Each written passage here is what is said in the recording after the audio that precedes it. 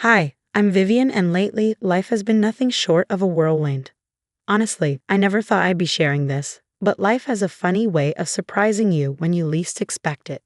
I'm 28, a marketing executive, and up until recently, I thought I had everything figured out. I married Mark, my college sweetheart, a little over a year ago. We were riding high, especially when we found out I was pregnant. It was our little secret, and we were over the moon with excitement. Mark, can you believe it? We're going to be parents. I squealed one night, barely able to contain myself. He pulled me into a tight hug, his eyes sparkling. I know, Viv, it's amazing. But remember, we're keeping it quiet until after the first trimester, he reminded me gently. I nodded, understanding the need for caution, but keeping such a huge secret was harder than I expected, especially around Mark's family. Oh, his family. Where do I even begin? There's Sandra, my mother-in-law, a woman who still seems to think her grown son needs constant mothering. Then there's Robert, Mark's dad, who's about as involved in family matters as the armchair he sits in. And Mark's siblings. Let's just say, Amy, his sister, looks at me like I stole her favorite toy, while Jake, his brother, barely acknowledges I exist. Family gatherings are always an experience, like last Sunday's lunch, for example. Mark, honey, your shirt's wrinkled. Viv, don't you know how to use an iron? Sandra's voice was sharp enough to slice through glass. I bit back my irritation.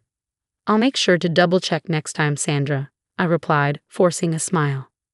Amy jumped in, adding fuel to the fire. Oh, Viv, don't stress. Not everyone's cut out for homemaking, she said with a smirk. I could feel my blood pressure rising, but I kept smiling, refusing to give them the satisfaction. Later, I called my best friend Tessa to vent. If Sandra makes one more passive-aggressive comment about my housekeeping, I'm going to lose it, I groaned. Tessa's laughter crackled through the phone. Girl, you married Mark, not his mother. Tell her to back off. I wish it were that simple. I sighed. Mark hates conflict, and I don't want to stir things up. But I swear, sometimes I feel like I'm drowning in their expectations. You've got to stand up for yourself, Viv. Especially now with a baby on the way, she said, always the voice of reason. She was right, of course. But the thought of confrontation made my stomach churn, though, to be fair, that could have been the morning sickness. As the weeks passed, it became harder to keep our little secret.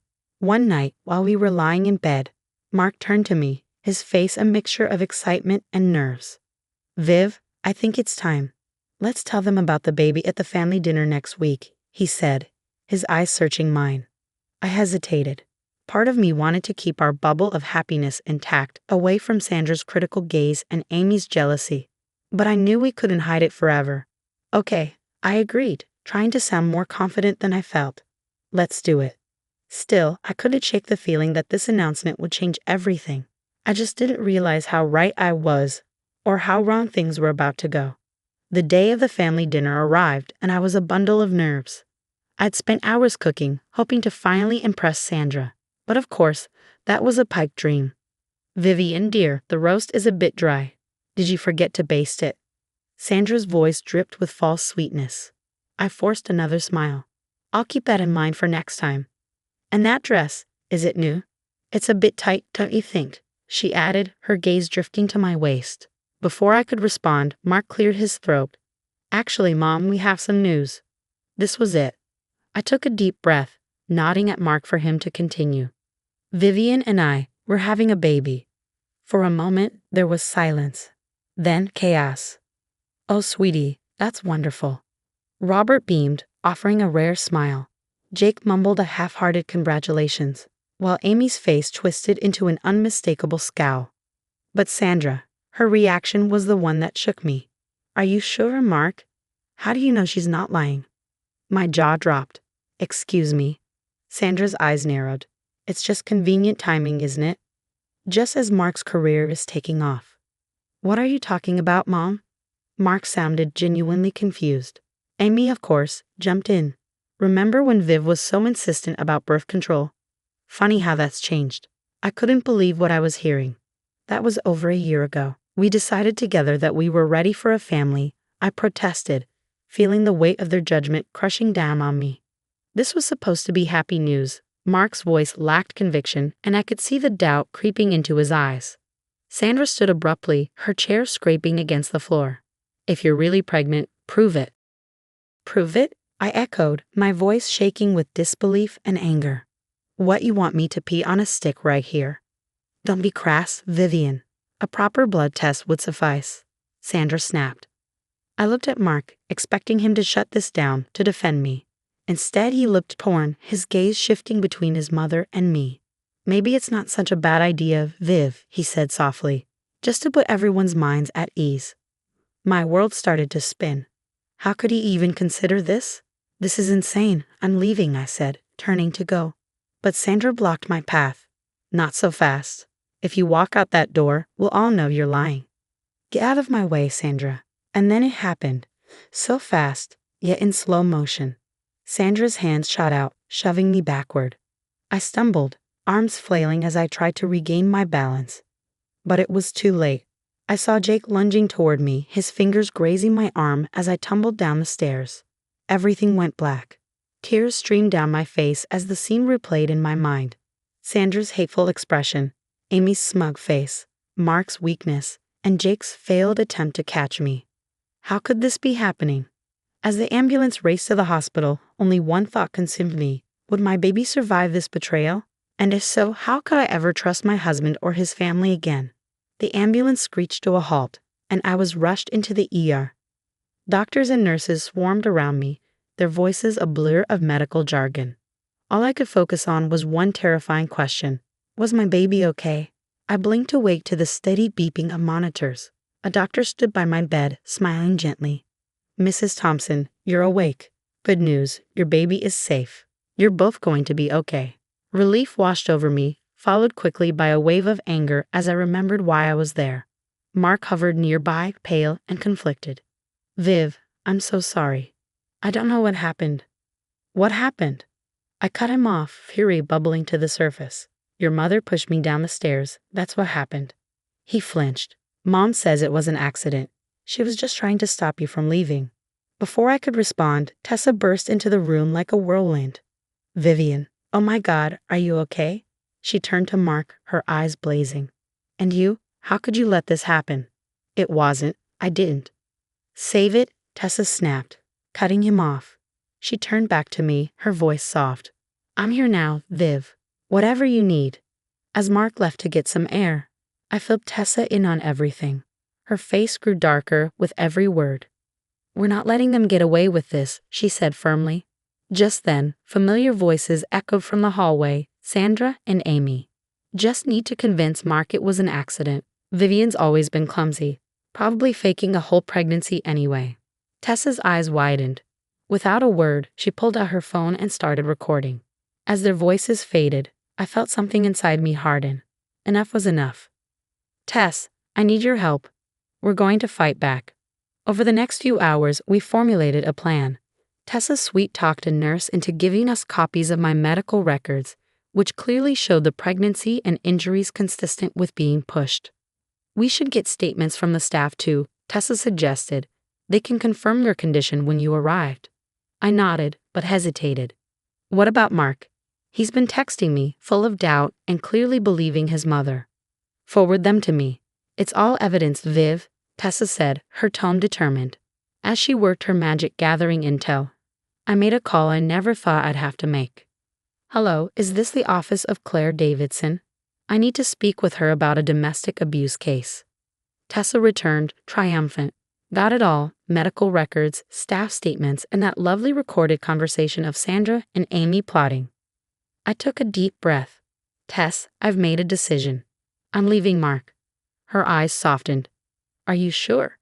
I have to, for my baby's sake and my home. Just then, Mark walked back in, looking conflicted. Viv, can we talk? Mom wants to come apologize. No, Mark, we can't, I said, cutting him off. And she can't. I'm done. His face fell. What do you mean? I mean I'm leaving. I can't be part of this family anymore. It's not safe for me or our child. But Viv, we can work this out. She said she's done, Mark. Respect that, Tessa interjected, her voice steely. Mark left, looking shell-shocked. As the door closed behind him, I felt a mix of sadness and relief. The road ahead would be hard, For the first time in days, I felt a flicker of hope. I turned to Tessa. What now? She smiled, fierce as always. Now, we get you out of here and somewhere safe. Then, we make them pay.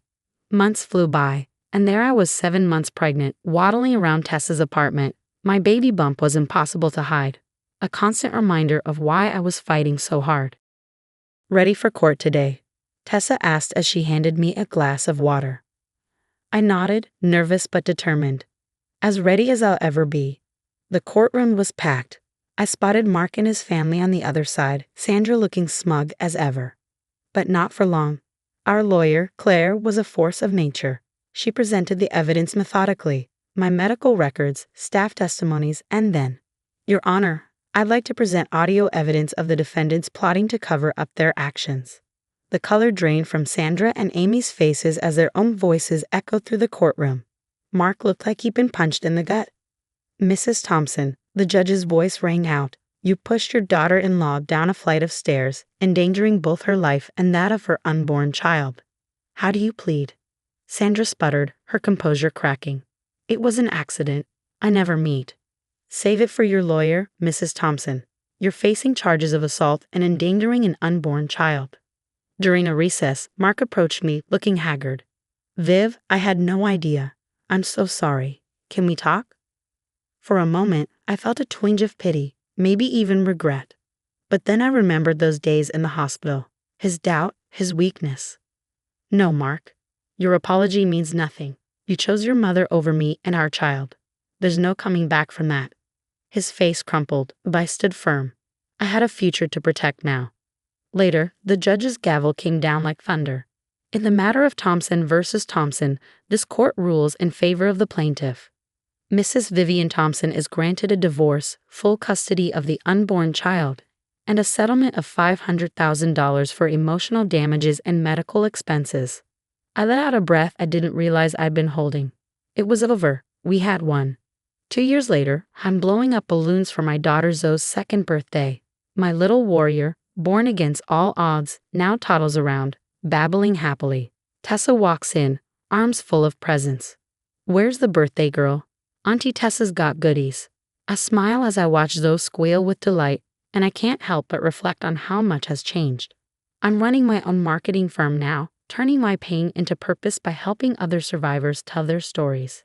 Sandra is serving her sentence. Turns out, pushing pregnant women down the stairs is frowned upon by the justice system. More friends arrive, filling the house with warmth and laughter. These are my people now, the family I've chosen. As the party winds down and I tuck an exhausted Zoe into bed, I whisper, Happy birthday, my brave girl. The world is yours. And mine too. I realize now that this is a world of new beginnings, hard-won and fiercely protected. Whatever comes next, I know we can handle it. After all, we already have. The story you've just heard is now over. But I have a question for you. If you were in my shoes, would you have given Mark a second chance? Was I too harsh in rejecting his apology, or was I right to protect myself and my daughter from future harm? This is a tough situation with no easy answers. What would you have done? Share your thoughts in the comments below. Your perspective might help someone going through a similar situation. If you found this story compelling, please give the video a like. It helps more people discover and learn from these difficult experiences. And if you want to hear more stories like this one, don't forget to subscribe. Your support means everything as we continue to share these important narratives.